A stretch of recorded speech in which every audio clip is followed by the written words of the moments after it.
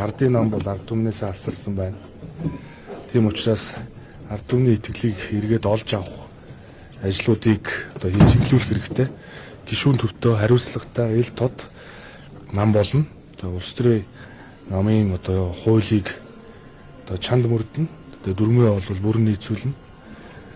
Ингээд хэрвээ одоо тэр намын одоо шийдвэр гарсны дараа бол би өөрөө эхний ажлаа бол намын гишүүдээ сонсохос эхэлнэ. Орон нутгийн байгууллагуудтай ажиллана. Намын анхан шатны байгууллагуудтайгаа ажиллана. Намын анхан шатны байгууллагууд ажиллаж байгаа одоо өөрийнхөө хуралд, хорооныхоо хуралд, сумынхаа хуралд идэвхтэй оролцдог гишүүд гэдэг бол ард түмний төлөөлөл шүү дээ. Тийм учраас зөвхөн ард түмэн гэдэг байхгүй, ардын намын гишүүд өөрсдөө бас шүүмжилж байна. Тэгээ та бүхэн одоо согныхоо нийтлэг эрх ашиг бод намын гишүүдээ сонс. Тийм учраас ажилдаа орлоготой одоо эрүүл боловсралтай Монгол хүнийг одоо би одоо бүтээн гэдэг энэ намын мөрийн хөтөлбөрт суулсан олон зорилтуудаа мартаж эзэж болохгүй гэдгийг шүүмжилж байгаа. Тэгээ бид бол үүнтэй санал нэг байна. Тийм учраас ардын нам гишүүдээ сонсно, ард түмнээ сонсно, итгэл алдарсан итгэлийг эргүүлж олж авна. Тийм учраас одоо хариуцлагатай ажиллах болно гэдэг. Намын дараа бол их хурлын дараа болох юм уу? Гэхдээ тийм асуудал яригдаг байна. Өнөөдөр эхлээд энэ чинь намын их хурл хурлаж байна. Монгол Ардын намын одоо хөвөлтэй хүмүүс одоо намыг бас харгалт өргөдөг шүү дээ. Тэгэхээр яг цаашдаа энэ байдлыг харахын тулд одоо ямар алхам хийж ажиллана? Би бол намын анхан шатны байгууллагынхаа гишүүд дэмжигчдэр дээр илүү түшгэлж ажиллая гэж бодож байна. За бүх төвшөнд эн чинь бол Ахмад дунд залуу үеийн төлөөллийн оролцоог тэг шангана. Намын дэргэдэх төрийн бус байгууллагууд, эмэгтэйчүүд, залуучууд, оюутнууд, ахмадууд гэсэн байгууллагуудынхаа чадварыг бэхжүүлнэ. Дээрээс нь ер нь одоо ингээд нэг тооноор орж ирээд нэр дэвшдэг.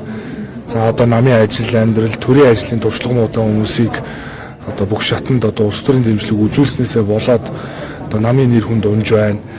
Авилга ашиг сонирхлын олон хэрэгүүдтэй холбогдож байна. Энэ нь өөрөө цөөн хүний асуудлаас болоод 300 гаруй мянган гишүүд дэмжигчдийн нэр хүнд унж байгаа дээр бид үнэлт хийх ёстой. Дээрээс нь энэ мөрийн хөтөлбөр 72%-ийг нь засгийн газрын хөтөлбөр тусгасан байдаг. Сая 5 жилийн чиглэл дээр ч гэсэн тусгасан.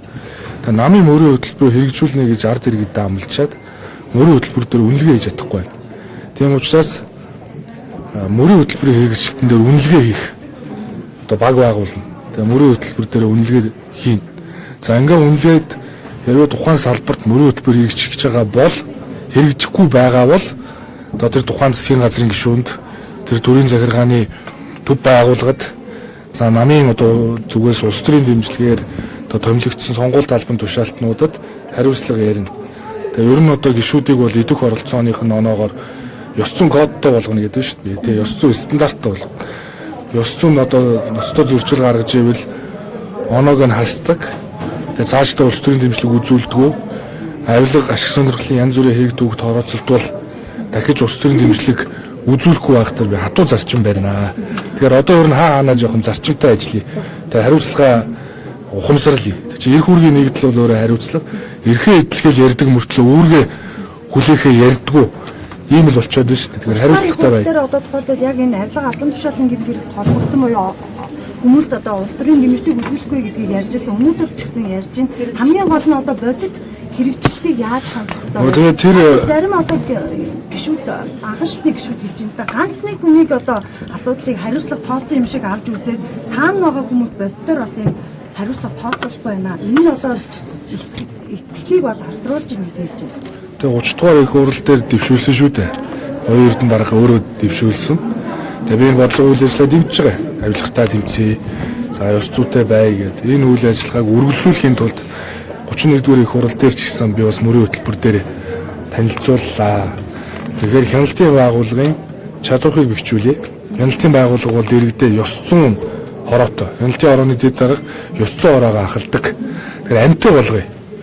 Тэ? Бүх төвшөнд хяналтын байгууллага ёс зүйн байгууллагуудын идэвхийг нэмэгдүүлнэ гэсэн үг. За ингээд өөрсдөөсөө хариуцлага ёс зүй шаардаад эхлэхээр ардын намд итгэх итгэл бол одоо